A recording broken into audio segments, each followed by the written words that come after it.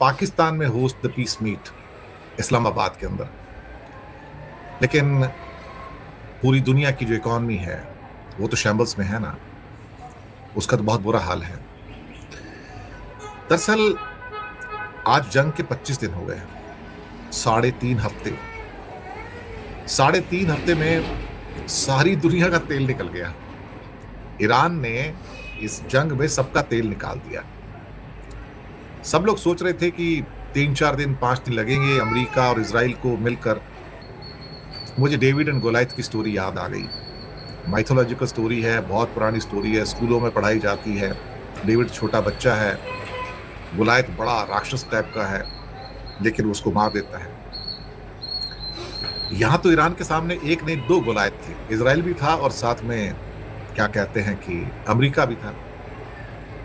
America के लिए ये जंग जरूरी नहीं थी, लेकिन उसको नेतन्याहू ने ड्रैग किया और अल्टीमेटली बाद में सुना है, कहानी निकल के आ रही है कि अब उसका ट्रंप ब्लेम कर रहे हैं पीट हेगसेथ को, जो उनका डिफेंस मिनिस्टर है, कि उनके डिफेंस मिनिस्टर लगातार उनसे कह रहे थे कि हमको वॉर करनी चाहिए, हमें वॉर करनी चाहिए, हमें जाना चाहिए, हमें ईरान को रोकना होगा, ईरान बहुत आगे जा रहा है। मुझे लगता है कि ट्रंप अब अपने ही लोगों को ब्लेम पॉइंट पे लेके आ रहे हैं। फ्राइडे का सीज फायर तो एक किस्म से ट्रैप है। ये शायद अपने कमांडोज को, ग्राउंड फोर्सेस को, या उनको तैयार करने के लिए जो क्या कहते हैं कि साजो सामान चाहिए, बारूद चाहिए, उसकी तैयारी कर रहे हैं। इस आदमी पर भरोसा नहीं किया जा सकता, ये भरोसे के काबिल नहीं है। पाकिस्तान इस तरह से इंडिया में इस नफरत काबिल नहीं है, या अमेरिका में भी इस काबिल नहीं है कि किस इसके तरह ऊपर से भरोसा ये किया जा बताना सके। चाहते हैं? कई लोग सोचते हैं कि जब इसके डिसीजन गलत हो जाते हैं तो ट्रंप को बहुत बुरा लगता होगा। ट्रंप को कोई बुरा नहीं लगता, वो शेमलेस आदमी है, एब्सोल्यूट शेमलेस आदमी है। उसे अपने किसी डिसीजन के ऊपर, निर्णय के ऊपर कभी कोई अफसोस नहीं होता है। दुनिया जिए, दुनिया मरे, उसे कोई फर्क नहीं पड़ता है। उसके बम की वजह से 180 बच्चियां मर जाएं स्कूल में, उसे फर्क नहीं पड़ता। उसे उससे लेना देना नहीं है। वो प्रेसिडेंट नहीं है ना, वो दलाल है। जो दलाल होते हैं ना, उन्हें फर्क नहीं पड़ता।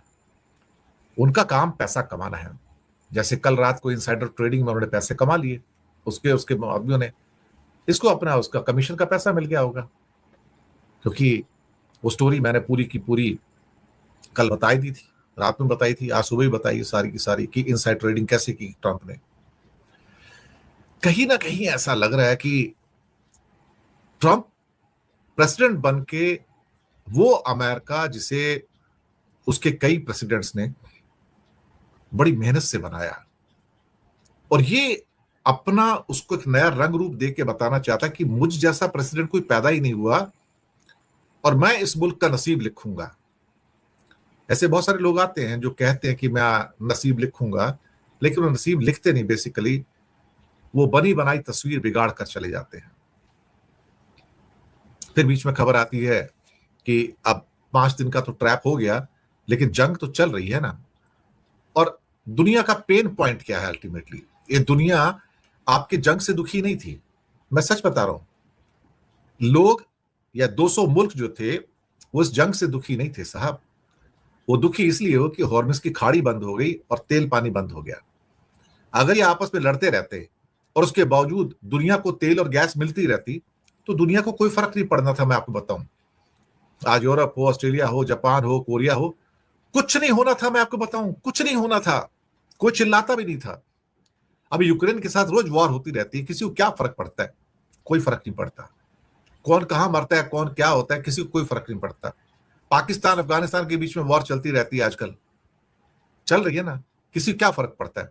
सबका तेल पानी घर में आता है ना, सब आराम से बैठे हैं। अच्छा, वहां पे वॉर हो रही होगी ना, वेनेजुएला में मादुरो को उठा के ले गए, किसी को क्या फर्क पड़ता है? मेरे घर का तेल पानी आता है ना। तो साहब इस जंग से भी किसी को फर्क नहीं पड़ा। बस फर्क वहां से पड़ गया जहां हॉर्मुज की खाड़ी बंद हो गई। जब लोगों का तेल पानी बंद हो गया ना, तब लोगों को लगा हाँ ये वॉर गलत है। तो फिर पाकिस्तान अफगानिस्तान की वॉर गलत क्यों नहीं थी? तो फिर इससे पहले यूक्रेन की वॉर गलत क्यों नहीं थी? तो फिर इससे पहले गजा की वॉर गलत क्यों नहीं थी? क्योंकि उससे लोगों के घरों के चूल्हे चौके बंद नहीं हुए थे। उससे घरों के चूल्हे चौके बंद नहीं हुए थे। अगर पाकिस्तान अफगानिस्तान से लड़ता है तो दुनिया के चूल्हे चौके बंद नहीं हो जाते। यूक्रेन में लड़ने से या रशिया के लड़ने से चूल्हे चौके बंद नहीं होते ना।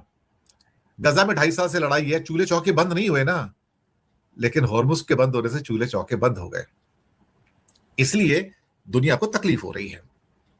और यहां भी साहब तकलीफ नहीं होती थी अगर उनके चूल्हे चौके चलते रहते थे, अगर उनके घर में पेट्रोल डीजल और क्रूड ऑयल पहुंचता रहता, गैस पहुंचती रहती, तो कहते हमें क्या करना है यार, गल्फ में वॉर हो रही है, होने दो ना, मरने दो, हमें क्या करना है।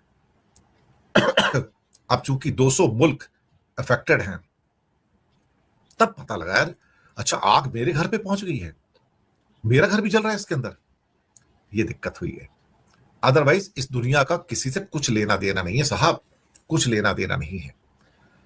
अब कई सी चीज निकल के आ रही है, टर्की होस्ट करेगा, ओमान होस्ट करेगा, पाकिस्तान होस्ट करेगा, इस्लामाबाद के अंदर भी मीटिंग हो सकती है। भाई किसने बात की, ये कौन सा बैक चैनल है, कौन बात कर रहा है? कहीं कोई बातचीत हो रही है कि कहीं पर? कुछ नहीं बातचीत हो रही साहब, कुछ नहीं हो रही है। और ट्रंप पे कौन यकीन करेगा? अब्बास अरागची हो, मसूद पेजेशकिन, उन्होंने पहले कह दिया भाई हमें कोई इंटरेस्ट नहीं है आपकी बातचीत के अंदर। और जो आप स्टॉक मार्केट को जो बढ़ता हुआ देख रहे हो ना, ये कुछ नहीं है, ये भी एक ट्रैप है। ये नकली स्टोरीज कल रात से फैलाई जा रही हैं ताकि स्टॉक मार्केट थोड़ा सा चढ़ जाए और लोग क्या कहते हैं ना कि प्रॉफिट बुकिंग कर लें और अपना माल मसाला बेच के निकल जाए, क्योंकि बहुत दिन से सब कुछ डाउन चल रहा था और कुछ नहीं है।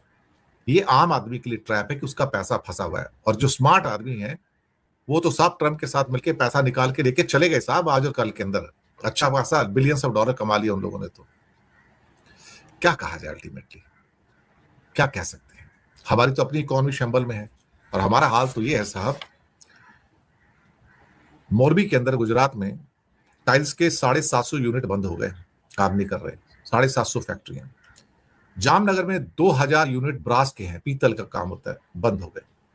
सूरत की कपड़े की फैक्ट्रियां हफ्ते में 2 दिन बंद रहती हैं क्योंकि उनके लिए जो डाइंग केमिकल्स चाहिए वो अवेलेबल नहीं है। आप सोचिए ना, ये तो एक स्टोरी है। पूरे इंडिया के अंदर जहां जहां टेक्सटाइल हो, गारमेंट हो, लेदर हो, डायमंड्स हो, पॉलिश डायमंड्स हो, सब के सब सत्यानाश हो चुका है, सबका सब मर चुका है, सब खत्म हो चुका है, सब कुछ बचा नहीं है। हमारा ट्रेड इस समय आधा हो चुका है। हमारा पीएमआई जो था, जो 60 पे चलता था, आज ही आया 3 हफ्ते के अंदर गिर के 54 पे आ गया है। महीना खत्म होगा तो 50 से नीचे आ जाएगा। हम दरअसल अब रिसेशन में आए हैं। एक्चुअली जो खतरे आए यहां पर, वो 3 खतरे थे हमारे साथ में। पहला खतरा था ट्रंप के टैरिफ का, जो 2025 में स्टार्ट होता है। फिर एक दूसरा खतरा आता है एआई का, जो हमारे जॉब्स ले जा रहा था। तीसरा खतरा आता है एआई अपना मिडिल ईस्ट, जो ये खतरा निकलता है। अब यहां से एक और खतरा निकल रहा है, महामंदी का, रिसेशन का। मंदी शुरू हो गई मार्केट के अंदर, और ये जो मंदी है ना, ये इंसान को खत्म कर देगी साहब। ये इंडस्ट्री को बर्बाद कर देगी, ये इकोनॉमीज को बर्बाद कर देगी, ये देशों को बर्बाद कर देगी साहब। ऐसे हालात पैदा हो गए। दुनिया भर में पेट्रोल, डीजल, गैस के रेट, फर्टिलाइजर के रेट, पॉलीमर रेयन के रेट, केमिकल्स के रेट, डाइस के रेट, फार्मास्यूटिकल के लिए जो जो एपीआई, जो बेस मटेरियल आता है जो चाइना से आता है, उसके रेट 60% तक बढ़ गए हैं। कोई ऐसी चीज नहीं जिसके रेट नहीं बढ़े हैं साहब। आपको यकीन नहीं आएगा कि सेमीकंडक्टर का जो बनने का वो मिशन है वो भी फ्लॉप हो रहा है, क्योंकि उसके अंदर हीलियम गैस चाहिए। हीलियम गैस भी क्रूड से आती है साहब, हीलियम गैस ही नहीं है। क्रूड नहीं आएगा तो हीलियम गैस नहीं बनेगी, हीलियम गैस नहीं बनेगी तो साहब आप सेमीकंडक्टर नहीं बना सकते।